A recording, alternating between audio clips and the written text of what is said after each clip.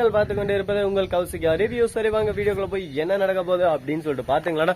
கரெக்டா நம்ம இனியா இருக்காங்கல்ல, போயிட்டு அந்த ரவுடி பையனை அடின்னு அடிச்சுட்டு வந்தாங்கல்ல நேற்று. அது இப்ப பெரிய பிரச்சனையா போகுது. அவன் இருந்தா இவளை கல்யாணம் பண்ணி அவன்டா இவ்வளவு சும்மா விட மாட்டேன், ஹே நீ தாண்டி எனக்கு கொண்டாடி அப்படின்னு சொல்லிட்டா கரெக்டா காலேஜ் கிளம்பின்னு இருக்கும்போது போய் கையை பிடிச்சி இழுத்துறதோட மட்டும் இல்லாம இப்ப நீ வரல இந்த ஆசிட்டை ஊத்திடுவான்னு சொல்லிட்டு மிரட்டிக்கிறான். அந்த சமயத்துல நம்ம இனியா ஆல்ரெடி சொல்லியிருக்காங்க, அப்படியே அவன் மிரட்டி உன்னை கூட்டானா நீ ஓகே சரி கல்யாணம் பண்ணிக்கலாம் அப்படின்னு சொல்லிட்டு நான் சொல்ற கோயில் தான் பண்ணிக்கணும் அப்படின்னு சொல்லிட்டு நேரா அங்க இருக்கிற அங்காத்தம்மன் கோயிலுக்கு வந்துருன்னு சொல்லிட்டு சொல்றாங்க. அங்காத்தம்மன் கோவில் அங்கங்க அவனுக்கு நல்லா போட்டு போட போறாங்க அங்காத்தம்மன் கோயில்னு சொல்லிட்டு அங்க கூட்டு போறேன். அங்க ஆல்ரெடி விக்ரம்க்கு போன் பண்ணி, விக்ரம் இந்த மாதிரிதான் ஒரு பொறிக்க பையன் பிரச்சனை பண்ண இருக்கான், நீங்க தான் கேட்கணும்னு சொல்ல ஆல்ரெடி அங்கதான் இருக்கேன் நீ வாமா அப்படின்னு சொல்லிட்டு சொல்ல உடனே அங்க போய் வெயிட் பண்ணி இருக்காங்க.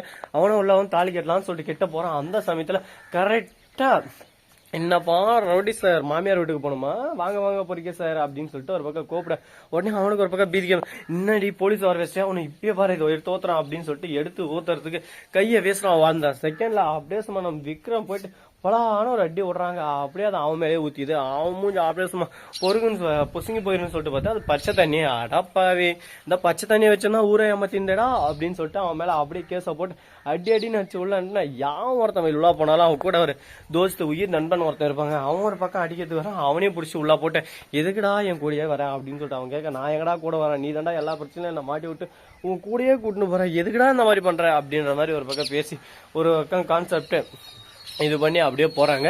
சரி இப்படியெல்லாம் ஒரு பக்கம் போயின்னு இருக்க, மறுபக்கம் என்ன நடக்குன்னு சொல்லிட்டு பாத்தீங்கன்னா கரெக்டா நம்ம விக்ரம் அரெஸ்ட் பண்ணி உள்ள போடுறான். அந்த பொண்ணு ரொம்பவே நன்றி அண்ணா அப்படின்னு சொல்லிட்டு சொல்ல, எதுக்குமா நன்றியெல்லாம் நான் அண்ணம்மா உனக்கு எதனா ஒண்ணுன்னா நான் ஃபர்ஸ்ட் வரமாட்டேனா சொல்லு பார்க்கலாம் அப்படின்னு சொல்லிட்டு ஒரு பெண்ணுக்கு இந்த உலகத்தை தவறு நடக்குது. அந்த நேரத்துல எல்லாரும் நின்று போராடணுமா, அப்பதான் அந்த பெண்ணோட வாழ்க்கை நல்லா இருக்கும்.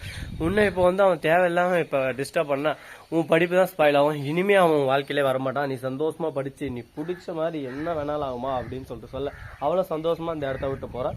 சரி இப்படியே ஒரு பக்கம் சந்தோஷமா மகிழ்ச்சியோட போயின்னு இருக்க, மறுபக்கம் என்ன நடக்குன்னு சொல்லிட்டு பாத்தீங்கன்னா கரெக்டா விக்ரம் இருக்காருல, அவன் மாயா கிட்ட போய் பேசலாம்னு சொல்லிட்டு ஃபர்ஸ்ட் ஜெயிலர் கதையை முடிக்கலாம் ஜெயிலர் கிட்ட போறாங்க. ஜெயிலர் ஐயா நீங்க எதுக்கு சார் இங்கெல்லாம் வந்து இருக்கீங்க, ஏதோ நான் தான் ஐக்கிய மாதிரி ஏன் மூஞ்ச பார்த்துன்னு இருக்கீங்க அப்படின்னு சொல்லிட்டு கேட்க, சுபாஷே எதுக்கு உன்னை பாக்குறேன்னா நீதான் கிருஷ்ணன் எனக்கு தெரியும், இருந்தாலும் அதை எப்படி நிரூபிக்கணும் எப்படி நிரூபிக்க முடியும் அப்படின்னு சொல்லிட்டு நீ யோசிப்ப.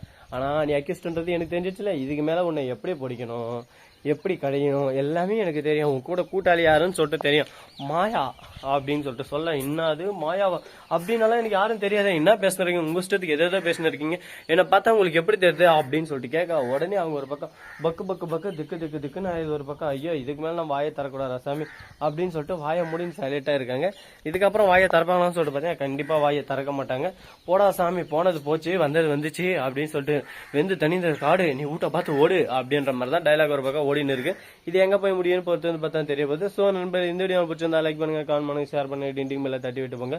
அப்பதான் நாம் போற அடுத்த வீடியோ உடனுக்குடன் நோட்டிபிகேஷன்ல வந்து கொண்டே இருக்கும். மிக்க நன்றி, தேங்க்ஸ் ஃபார் வாட்சிங், டாடா, see you, நன்றி, வணக்கம்.